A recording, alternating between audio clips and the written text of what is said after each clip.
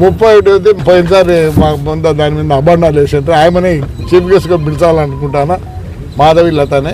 తాడిపత్రిలో నూతన సంవత్సర వేడుకలను ఘనంగా నిర్వహించేందుకు టీడీపీ నేత మున్సిపల్ చైర్మన్ జేసీ ప్రభాకర్ రెడ్డి సిద్ధమవుతున్నారు. 3 రోజుల పాటు కొనసాగే న్యూ ఇయర్ వేడుకలకు ప్రత్యేక ప్రణాళిక రూపొందించినట్లు ఆయన వెల్లడించారు. ఈ వేడుకలకు సినీ నటి మాధవీలతను ఆహ్వానించినట్లు ఆయన తెలిపారు. పెన్నా నది ఒడ్డున ఉన్న పార్కును వేడుకల వేదికగా ఎంపిక చేశామన్నారు.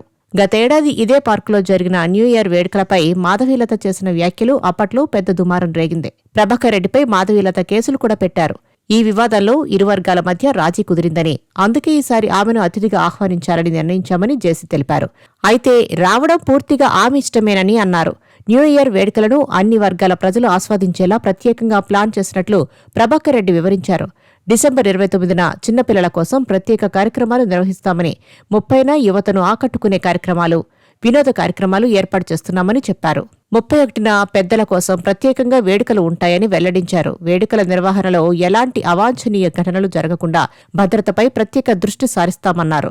ప్రజలు సహకరించి వేడుకలను శాంతియుతంగా జరుపుకోవాలన్నారు.